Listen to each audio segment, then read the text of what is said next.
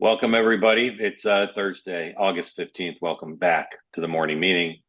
Tim Hogan, Democratic strategist, America's sweetheart. Sean Spicer, Republican strategist, also America's sweetheart. How about you? We're glad you joined us. Whether you're watching on YouTube or here on the two-way platform, we're glad you're here for some peace, love, and understanding. If you don't like one thing Sean says today or one thing Tim says today, don't ask me to kick them off. Look at the totality of the program and of their work. The whole point of this program is to have an open mind. And I just ask people to say, this is a spirited exchange of ideas. People aren't supposed to squelch what they think, but we are supposed to be listening and understanding. And that includes listening and understanding to Tim and Sean or anybody else who speaks here. If you don't like it, just wait for something else. Something else will come across you like. And the more you dislike something somebody says, to me, better opportunity to learn about what's going on, where other people think. If you want to get in on the conversation, please raise your hand. If you've not spoken before, we love you just as much as the people who have, maybe even a little bit more. So please raise your electronic hand if you'd like to be part of the conversation. All right, today we've got two big marquee events, top of the ticket. President Biden and the vice president in Maryland talking about prescription drug prices and lowering costs for consumers. 1:30 Eastern time. Be closely watched for the body language between them and this ongoing question of how much the vice president can and should distance herself from her own administration on the eve of her economic policy speech in North Carolina tomorrow. And then something that will strike delight in the hearts of many and fear and terror in the hearts of others. President Trump having another press conference today at his other resort, this time at Bedminster. That's scheduled for 4:30 Eastern time. Let's see what time it actually starts. Bottoms of the tickets. J.D. Vance, 10 o'clock in New Kensington, Pennsylvania, appearing with three House members who are also veterans. Tim Walz doing fundraisers, one in Southampton of By and For the People, and then one in Sean Spicer's home state of Rhode Island in Newport. So, guys, I want to start with a topic that is kind of umbrella here. Everybody says Trump has to sort of force Harris into errors. Harris eventually will make errors of her own.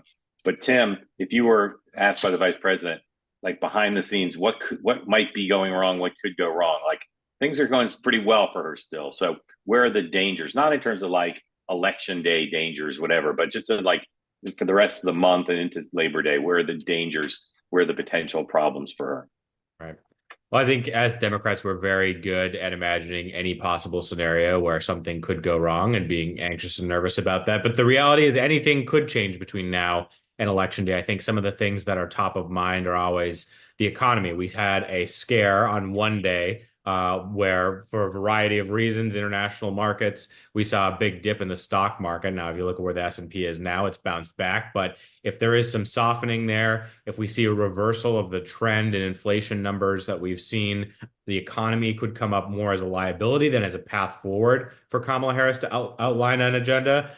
As always, foreign policy, there could be some intrusion of a big world event that resets the race. Or, Donald Trump could drop out, not unprecedented. We could get a new opponent. But the reality is, I think Democrats are looking at the calendar right now and saying, we got some good momentum going. We have things planned ahead of us. We have a convention. We have a week before Labor Day. We have a debate that I think we're walking into with a very good momentum. And if Trump shows up with name calling, kind of like he's done so far, I think we're feeling good about it. But to your point, things can change. And I think those are to the economy and foreign policy that could reset the race potentially. Sean, Tim was extremely generic and not that interesting. Sorry. Well, he could help me totally. You got anything more specific?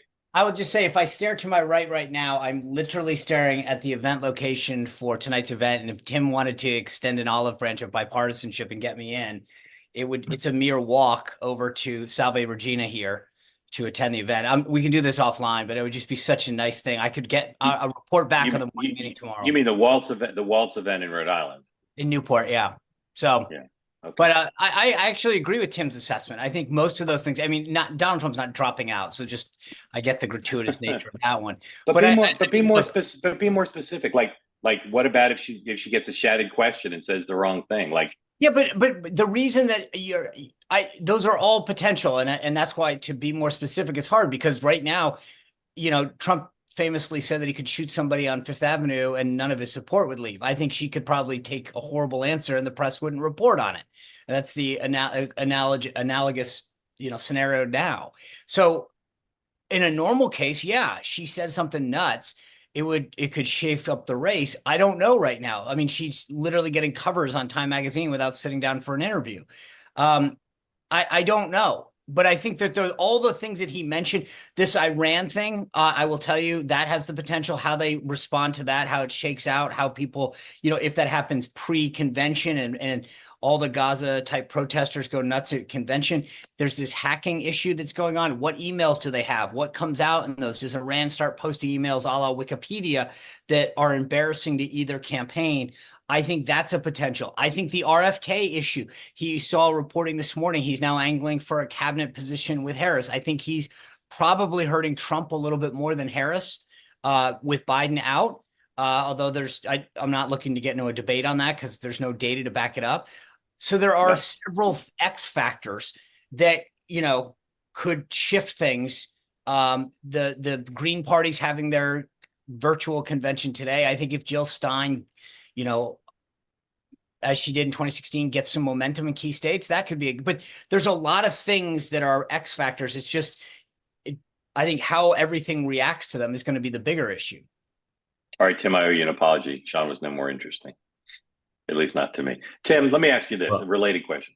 So like a month ago, almost every Democrat I knew was like, well, of course we don't want Kamala Harris to be our nominee because she can't beat Trump because she doesn't have the skills or whatever. Now everybody's just like, she's on a glide path. Mm-hmm. Are there doubts within the party that if she does get tested, whether it's the debate or some other adversity, do people have any doubt she's up to it? Or all of a sudden now people just think she's read prompter for 3 weeks, so she's the best? I will say I never doubted. I think there are a bunch of Democrats who never doubted. She had to be put into a situation that is an absolute pressure cooker. And she has, I think, wildly overperformed people's expectations of where we thought we would be. But I also think it's like important to level set here that even with that, we are still at a toss-up race, right? Like this is still very close. We're still within the margin of error of a bunch of those blue wall states and swing states. But no, I don't think there's anything you can say about her performance this far that you could criticize. Now, like, of course, you can say, well, she should sit down for an interview. She should, be talking to the press more often. But I don't think there's any substantive critique of the campaign right now that really sticks. I mean, she has consolidated the Democratic base in an incredible way. We saw polling from Keith's research yesterday that showed that she is doing incredibly well with Latino voters, bringing even states like Florida into closer contention. I'm not saying we're going to win Florida, but doing very well there. It is that she has consolidated some independents and seen a big swing there, some of the double hater voters. So I don't want to say we're at a ceiling, and I don't want to say that the numbers are stuck and can't change, but there's nothing about her performance this far that I would say we should change. I think it's been incredible. Well, I mean, again, I think I think from a political strategy standpoint, nonpartisan, I agree. I think it's ridiculous that she gets a pass on this. This is unbelievable. But I will go back to my tired refrain of saying it's like yelling at the refs. We keep getting pissed at the process because she's getting away with it. Doesn't win it for you. So I find it ridiculous, but it's also, I mean, I'll be honest, this Google ad thing that happened the other day where they got caught doing this, I cannot imagine the outcry that would happen if Trump was caught manipulating mainstream media headlines. It literally got me viscerally upset. Thank God I was by myself. The idea that mainstream reporters didn't get pissed off that their brands were stories were being changed, headlines were being changed. And when asked by Axios, who I think only covered it because they were pissed that they weren't included in it, was to shrug it off and say, well, we don't have any comment, or it's a common practice in the commercial sector. It's insane. The idea. Sean, did you see the follow-up tweet by the reporter who broke the story? It's Sophia Kai, if I'm not correct, broke it, and then Sarah Fisher reported it. Am I wrong on that?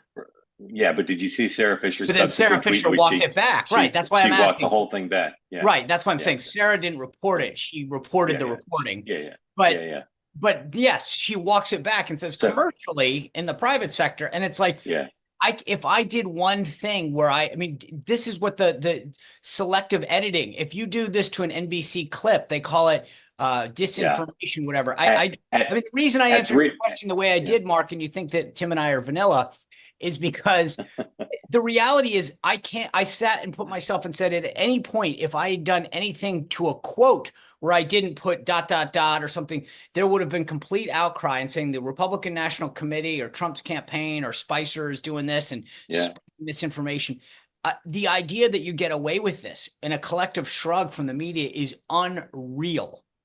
All right. So, Tim, I want to ask you about the media thing in a second, but I want to remind everybody, if you don't already know, at 3 o'clock today, we're doing a two-way with some incredible journalism experts to talk about this issue of the coverage of the race, particularly the coverage of Vice President Harris.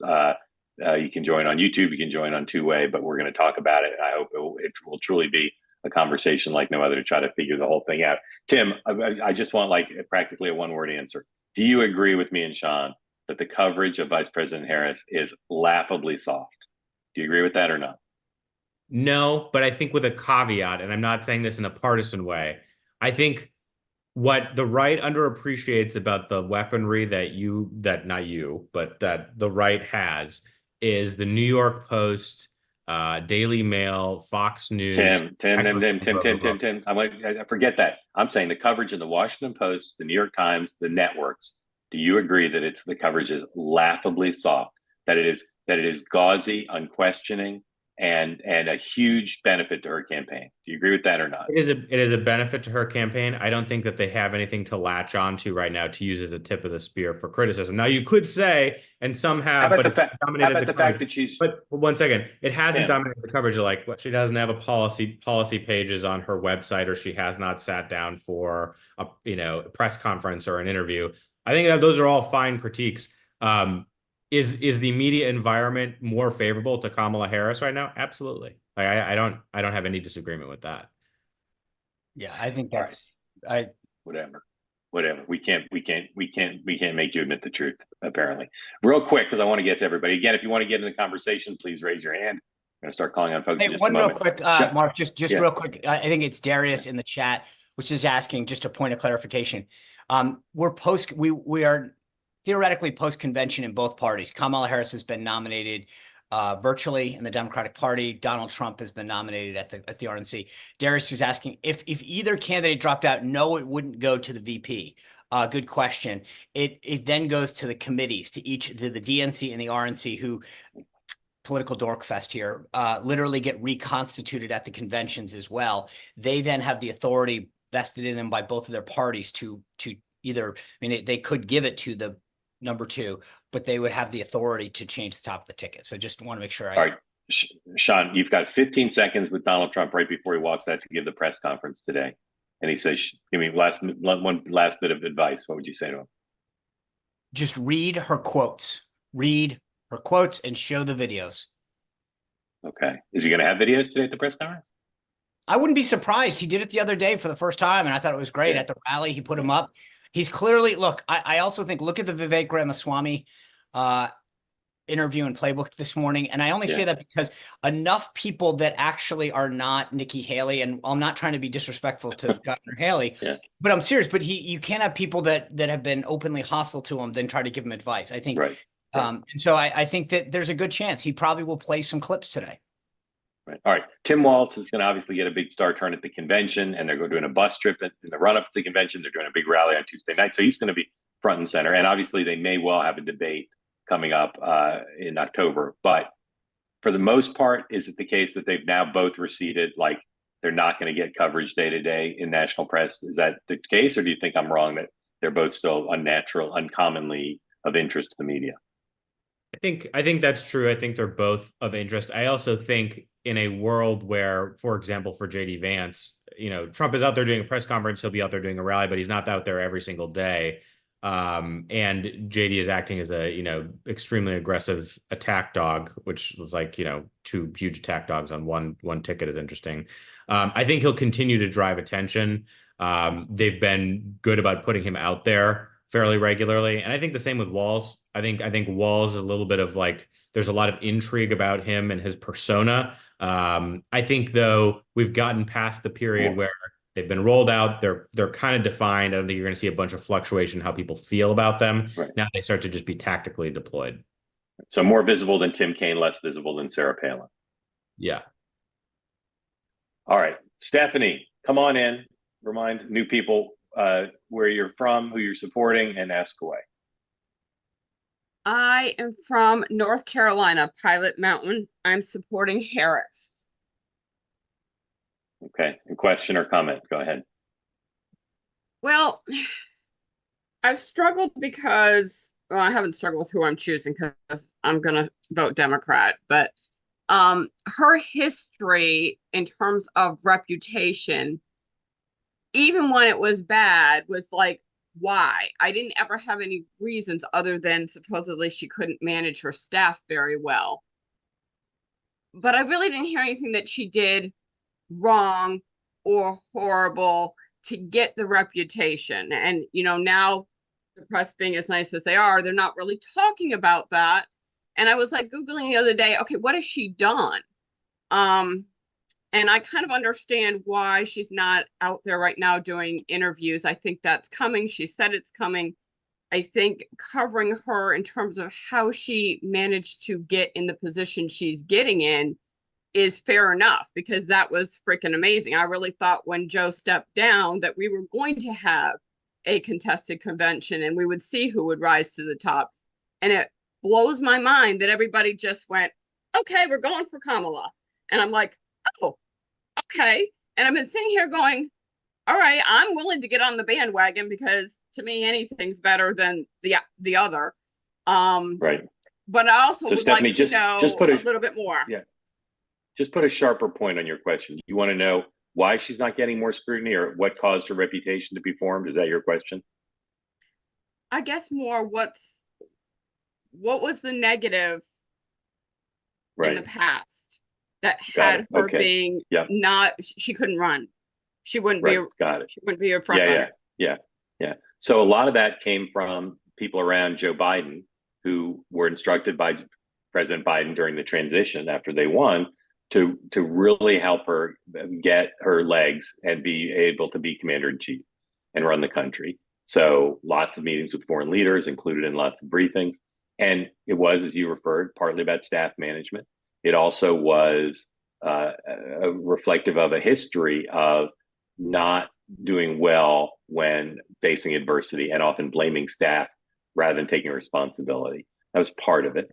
And then, I mean, I think the word salad thing is overrated. I look at the clips now of the word salad stuff, and I just don't think they're all that like super inarticulate. Some of them are clearly iconically ridiculous, but in general, she's not an inarticulate person. But that became kind of a meme and a theme.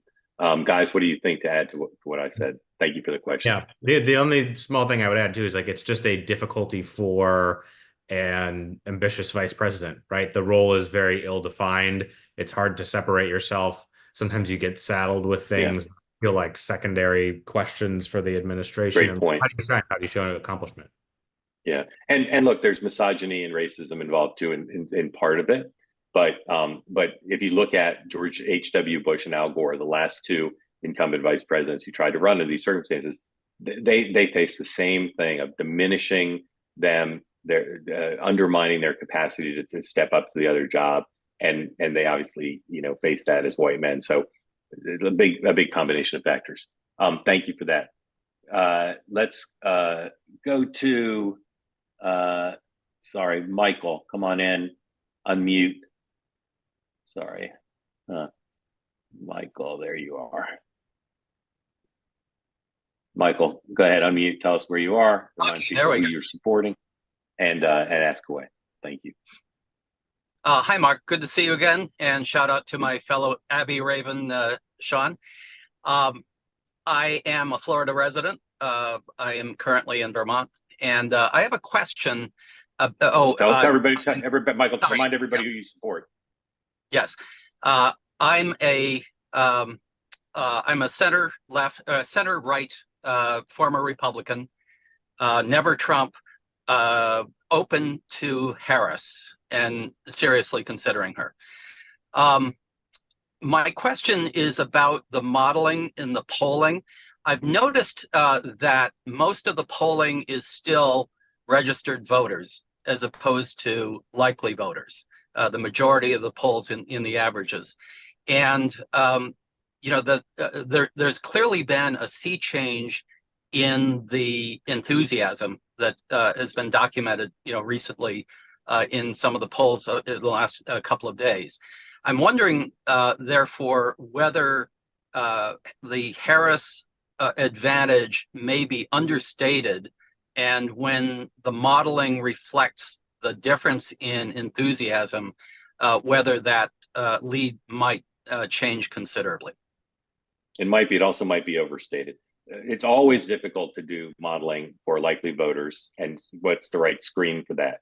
It's particularly hard right now, right? Because there are a lot of people who are caught up in the mania over the vice president and maybe getting swept in, depending on what the screen is, if it is a likely voters poll, to being considered a likely voter, even though by the fall they may not be. So every poll is only as good as, if it's a likely voter poll, it's only as good as the likely voter screen. And I think, talking to pollsters now and just looking at history, I wouldn't want to be in charge of coming up with a likely voter screen that I had confidence in right now. And I don't know, to the extent a likely voter screen was off in any given poll, whether that was better for one side or the other. Tim, Sean, any thoughts on that? Yeah. No, I would just say, like, now is the moment where most likely the losing, the campaign that feels like it's behind is like, well, we got to unskew the polls. Like, Democrats have done it and Republicans have done it. That's a good indication of who's not doing well. The recent critique I've seen is too many of these polls are including too many Biden voters from 2020 versus not as many Trump voters from 2020. But like, that is also in the soup of figuring out the model, is like, how many of them will show up, how many of them won't show up. So it's, to Mark's point, I'm glad I'm not a pollster. I know that's not a great answer, Exactly. but it's very tough. Yeah, I would just say two things. One, I appreciate all the Ocean State love, and good to see another Abbey grad. So I agree. I mean, the bottom line is the screen matters. Likely voters, and then the ratio. And that's where you see a lot of times the campaigns will cry. It's saying, hey, you oversampled more independents or registered Republicans. And on the Republican side, it's a little different these days because you've got, as people like you, a registered Republican that's a never Trumper. So how do you put that into your methodology and your screen?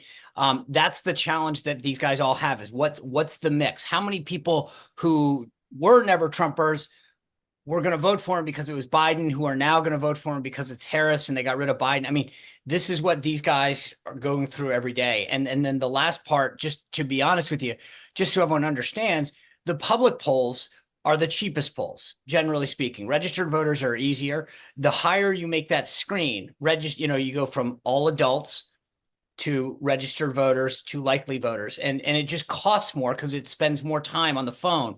And that's why the campaigns don't release theirs publicly, because they don't want you to, and it costs a lot of money and there's a lot of stuff, but the media polls are the cheapest. And that's, but you get what you pay for. Michael, thank you. I want to make sure we get at least one Trump supporter in, which is why I've unmuted Blaine and asked him to come in, because I know Blaine supports Trump and I'm taking a risk. Sam, who do you support? I am leaning heavily towards Trump. I voted I voted none of the above in the 2016 election. And then I voted for Trump in the 2020 election. I moved from California to Texas. I mentioned that a few shows ago. That's where I'm at. Okay. So Blaine, tell us what's on your mind, and then go ahead and try to convince Sam all the way over to support Trump. Well, again, a caveat, I vote against Democratic policies more than I do for Trump. But the thing about everything is, there hasn't been, with the polls and with her not talking, Kamala Harris not talking, there hadn't been that much to latch on to. But I'm getting pretty excited because I saw today Philip Wegman of RC Politics put out today that Kamala Harris is about to announce tomorrow that there's going to be a federal ban on price gouging and things like that. For people who don't know what that is price controls at the worst. That is price ceilings at the best. that is something that the Republicans can say, this is communism, okay? And they're not helping themselves out with what they've already done with Tim Walz, bringing him on the board. There, any kind of framing as her being some kind of moderate, this will blow it out the window, okay? Because what price ceilings even do, they create shortages, they create food shortages, they create wasted time for consumers. I mean, this is a ton, even if you go into rationings and all this kind of stuff, go look at what it's done in other countries. So if you want to go that route, then go that route.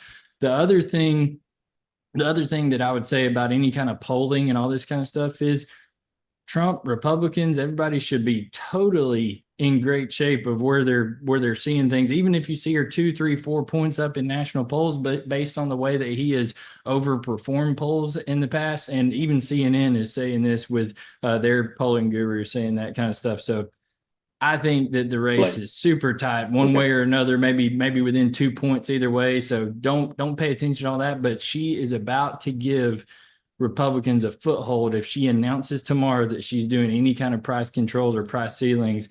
And what Tim Walz being on her ticket, that is they're going to get to lean into the communism thing a big way. Blaine, I want to ask you one question, then I want Sam to jump in, and then I'll turn you guys over to my colleagues. Did you watch either the speech itself or the coverage of President Trump's speech yesterday? Yes, and that's what I was going to say too. Was that speech good enough to win, or does he need to be better than that? No. North Carolina yesterday, I'm someone I don't appreciate. And listen, you're never going to get Trump not to say something like calling somebody stupid, okay? But guess what? We're not running for, class president of the third grade student council, okay? What we're running for is president of the United States. So if calling someone stupid offends you more than communist economic policies and things of that nature, then I don't know what you're voting for. So he was good. So he was good enough. All right, Sam, what's on your mind, buddy? Yeah, I mean, just to kind of speak to something Blaine mentioned about policy, I think the biggest issue with Kamala, and I think it's also an opportunity, is people don't really know much about her. So I voted as a Democrat in the primary in 2019.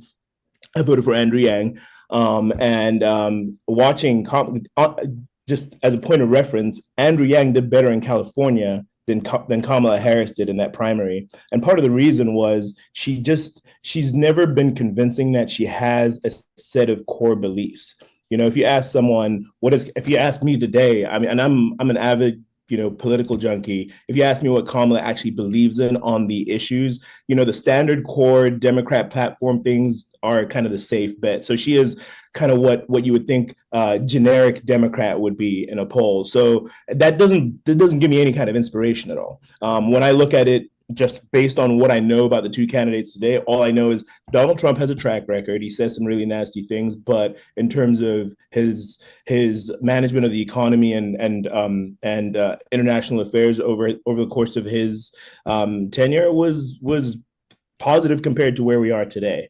But the opportunity that Kamala has is to give a convincing description of what it is that she wants to do. Fine, we'll give you a clean slate, but if she can convince us of a set of principles and plans for the next 4 to 8 years that make sense to the average American, even though some of it may be flip-flopping or running to the center, which is kind of icky for most voters to see politicians do that. But it's standard fare, right? So if she can be convincing about that, I think she has a chance. I'm still leaning towards Trump, but I'm generally open to the idea of, for example, she came out and she said, hey, no tax on tips. Okay, fine, we're moving in the right direction. But if she can give assurance that she's going to actually follow through on those popular platform ideas, it gives people like me who are still somewhat open a bit of a thing to think about.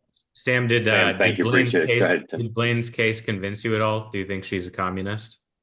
I think that rhetoric does not work. I mean, it works for the base, sure, but I mean, I've got buddies that are, all about the conspiracy theories and stuff on the right, but for a person in the middle who's really, trying to think of these things critically, Blaine. So I think it makes sense from your perspective if I put myself in your shoes, but the one effective thing was playing videos of her going back and forth. It really is icky But if she can make it convincing that, hey, I've made an evolution on policy A, B, or C, sure. But if she's just flip-flopping just for political convenience, it's, yeah, doesn't make sense. All right, Sam, thank you, Sam.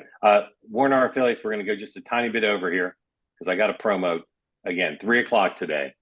Have an incredible panel with Jonathan Alter and Jill Abramson and Greg Kelly and Eliana Johnson and others to talk about the media and the coverage of this campaign. It's going to be a rollicking discussion. Steve Krakauer also, you see there the folks who are joining us. I think you'll enjoy it. So please come at 3 and we'll be back tomorrow, Sean, Tim, and I for the morning meeting. Guys, anything else real quick?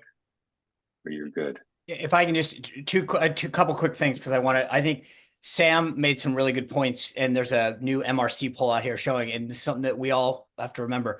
Most people don't know much about Kamala Harris. I think that's important. I agree with what Blaine said. I think that the problem is that people like, when they hear I'm going to fight price gouging, I get it. For a lot of us on the right, we hear that, and he's absolutely right about it. But I think the problem is for a lot of people, they go, great, I don't like price gouging, I'm against it. And they don't think about the economic consequences. So I'm with you, but there's a reason she's touting it.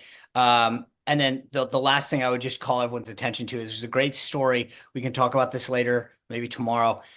This goes off what I think Blaine was, I'm trying to keep my notes straight, but the ground game is going to be critical. And there's been several changes in the law that are allowing the parties to approach this differently. I think this is going to be a big story. And then last is I do have a panel tonight at 6 o'clock on my show, not two-way level, but it'll be good. So if you can go to my channel at 6, I'll see you then. All right. Tim, you want to plug anything or talk about how interesting I was, anything like that? No, I might launch a podcast just so I can talk about something at the end of the show. No, I think I do agree with Sean. I think the ground game is going to be interesting. I think it's very interesting to watch how the Harris-Walz campaign is taking advantage of their rallies and getting people to register and sign up for volunteer shifts there. I've seen some reporting on that, so I think it'll be interesting to watch as well. All right. Thanks everybody for watching. We'll see you at 3 o'clock today Eastern time right here for the media discussion, and then tomorrow 9 a.m. Eastern time, same bad time, same bad channel for the morning meeting. Have a great day. We'll see you at 3.